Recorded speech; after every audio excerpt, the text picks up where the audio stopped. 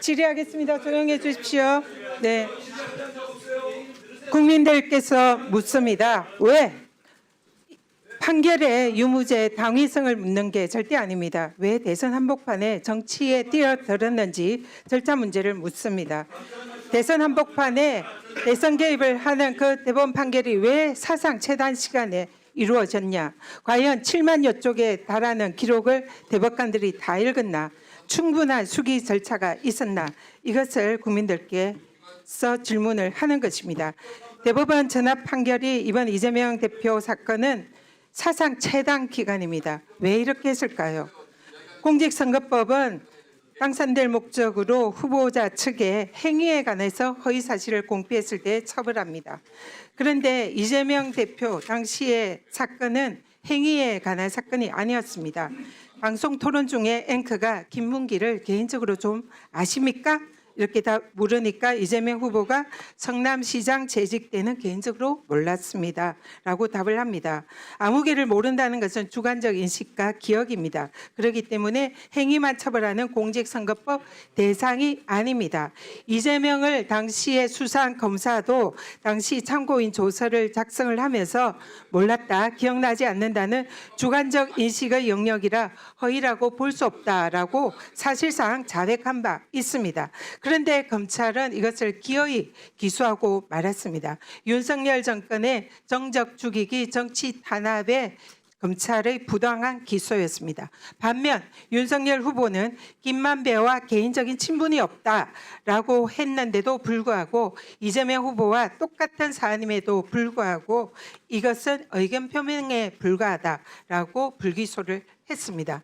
명백한 이중잣대입니다. 그렇습니다. 검찰의 기소부터 정치 탄압, 불공평한 이중잣대로 부당한 기소를 했습니다. 그럼에도 불구하고 1심 판결은 유죄를 내렸습니다. 이재명 후보의 실제 발언은 단체 사진 중에 일부를 떼어내 사진을 조작했다. 이 발언이었습니다. 그러나 1심 판결은 김문기와 골프를 치지 않았다라는 발언으로 이 발언을 해석했습니다. 두 가지 발언에서 공통점은 찾기 어렵습니다. 그러나 1심은 이 대법원 판례 중에서 일반 선거인의 관점에서 해석을 해야 된다. 그래서 골프를 치지 않았다는 발언은 김문기를 몰랐다는 발언으로 해석이 되기 때문에 허위다. 그래서 유죄다 판시를 했습니다. 당시에 1심 판결 유죄 근거인 대법원 판례입니다. 선거인에게 주는 전체적인 인상을 기준으로 판단해야 한다. 이것이 이번에 대법원 판결의 근거가 되는 판례입니다. 잘 기억해 두시기 바랍니다. 실제 당신의 사진입니다. 당시에 해외여행 가서 찍은 사진, 단체 사진 중에 박수영 국민의힘 의원이 이것을 오려내서 확대 조작하였습니다. 이것이 검찰의 기소의 근거로 사용을 했습니다. 그래서 이재명 후보가 이 사안이 억울해서 일부를 떼어내서 사진을 조작한 거다라고 발언을 했더니 1심 법원은 그는 골프 치지 않았다라는 발언으로 해석해서 유죄를 했는데 2심 법원은 다르게 판단했습니다. 이 두 가지 발언은 명백히 다른 발언이다. 1심 판결은 유추 해석과 추론 해석 금지 원칙에 위배된다. 이렇게 판결을 했습니다. 제가 정말 묻고 싶습니다. 이 두 가지 발언이 과연 같은 발언으로 보이는지 사실 질문을 드리고 싶습니다. 2심 판결의 무죄 근거는 대법원 판례입니다. 공직선거법의 허위사실 공표는 주관적 사정은 겉으로 드러나지 않는 이상 해석에 고려할 것은 아니다.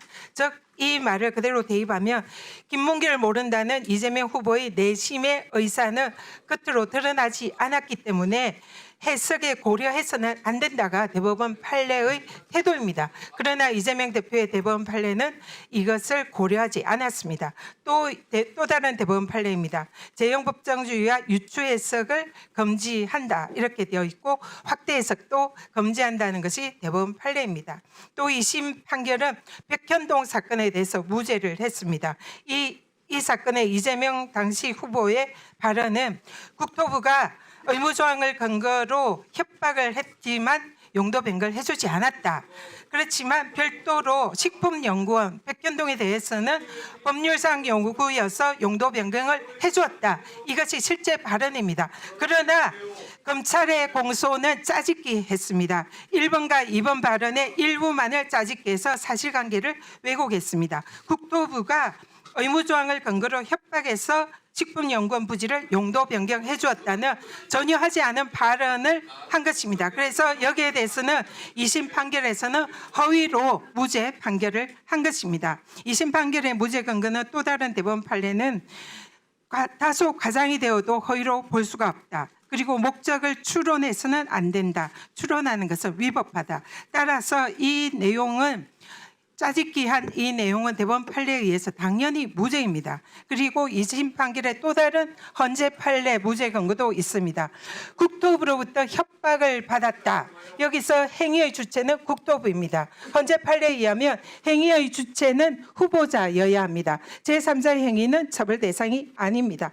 따라서 국토부가 협박을 한 것은 처벌 대상이 아니고 이재명이 협박을 한 것이 아니기 때문에 이것은 무죄여야 합니다. 그리고 또 다른 헌법 대법원 판례에 의하면 선거 토론 중에 한 발언은 일방적으로 적극적으로 허위 공표를 해야 합니다. 그러나 이재명 후보는 앵커의 질문이나 사회자의 질문에 소극적으로 답을 한 것이지 고의적으로 답을 한 것이 아닙니다. 그렇기 때문에 기존의 대법원 판례와 헌재 판례에 의하면 명백한 무죄임에도 불구하고 유죄 판결을 했습니다.